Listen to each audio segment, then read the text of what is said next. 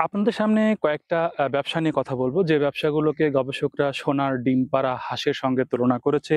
সেগুলোর মধ্যে ১ম টি যেটি তারা এনেছে সেটি হচ্ছে কোচিং সেন্টার বা প্রাইভেট স্কুল বিজনেস।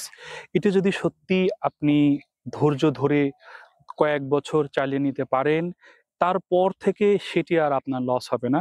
সেটি আপনাকে ব্যাপকভাবে লাভবান করবে এবং সারা জীবন সেটি আপনাকে ব্যাপকভাবে আ অর্থ দিয়ে যাবে।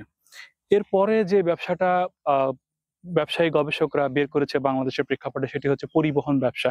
পরিবহন ব্যবসা আসলে সবার জন্য না, খুব কঠিন। আপনি যদি খুব আ মানে সামর্থ্যবান মানুষ হন, আপনি যদি মানুষ নিয়ন্ত্রণ করার সক্ষমতা আপনার থাকে, মানুষকে মানুষের পেট থেকে কথা বের করার মতো সক্ষমতা আপনার থাকে, এই যোগ্যতা যদি আপনার এবং আপনার পরিবারের থাকে, তাহলে অবশ্যই আপনি পরিবহন ব্যবসাটা করতে পারেন। প্রচুর লাভ লাভের একটা ব্যবসা। এই ব্যবসাটাকে গবেষকরা সোনার ডিম পাড়া হাঁসের সঙ্গে তুলনা করেছে। এরপরে গবেষকরা যে বিষয়টা এনেছে সেটা হচ্ছে ডেকোরেটরের ব্যবসা। কোনো লস নেই।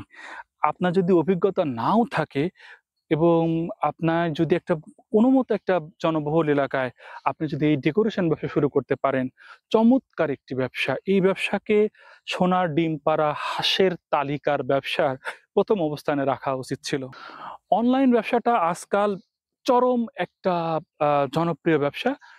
আসলেও এটি সোনার ডিম পাড়া হাঁসের সাথে তুলনা আসলে করা যেতেই পারে।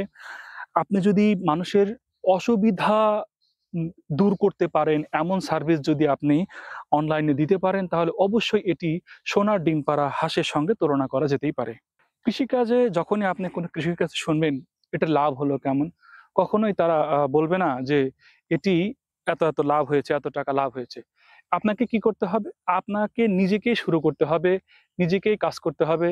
নিজে আপনি চেষ্টা করবেন যে কৃষিকাজ কেমন লাভবান হয়ে থাকে। আপনি বর্তমান অনলাইনে দেখবেন প্রচুর পরিমাণে কৃষি অ্যাগ্রো, অমুক অ্যাগ্রো, তমুক অ্যাগ্রো শুরু হয়েছে। ব্যাপক লাভজনক একটি পেশায় পরিণত হতে যাচ্ছে এটা। আর মানুষের দৈনন্দিন খাদ্য চাহিদা তো তুমুল। তাই কৃষি ব্যবসা হতে পারে একটি সোনার ডিম পাড়া হাঁসের সঙ্গে আমরা এটা তুলনা করতেই পারি।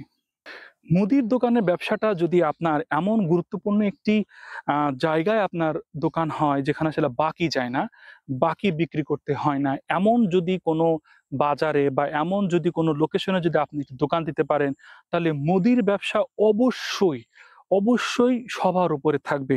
অসাধারণ এই ব্যবসা, প্রচুর লাভের ব্যবসা এবং এটি আসলেও ব্যাপক লাভজনক ব্যবসা। বাংলাদেশে স আরেকটা গুরুত্বপূর্ণ চমৎকার ব্যবসা হলো কম্পিউটার এবং মোবাইল মেরামত করতে শেখার ব্যবসা। যদি আপনি এটি মেরামত করতে পারেন। বাংলাদেশে ১০ কোটির উপরে মোবাইল ব্যবহারকারী। আপনিও একটি মোবাইল দিয়ে আমার এই ভিডিওটি দেখছেন। ১০ কোটির উপরে মোবাইল ব্যবহারকারী। অনেক রকম সমস্যা আসবে, সেই সমস্যার সমাধান করতে হবে। তাই মোবাইল মেরামত করতে পারার ব্যবসা হতে পারে যেকোনো একজনের জন্য আস্ত একটি সোনার ডিম পাড়া হাঁসের মতো ব্যবসা। আরেকটি ব্যবসা যেটি গবেষকরা বের করেছে সেটা হচ্ছে গ্রাম অঞ্চলে অবশ্যই ট্রাক্টর লাগবেই। হাজার বিঘা, শত বিঘা জমি চাষাবাদের জন্য ট্রাক্টর লাগবে। তাই ট্রাক্টর হতে পারে সোনার ডিম পাড়া হাঁসের তুলনা করা যেতেই পারে। এই ছিল আমার আজকের উপস্থাপন। ভালো থাকুন, সুস্থ থাকুন।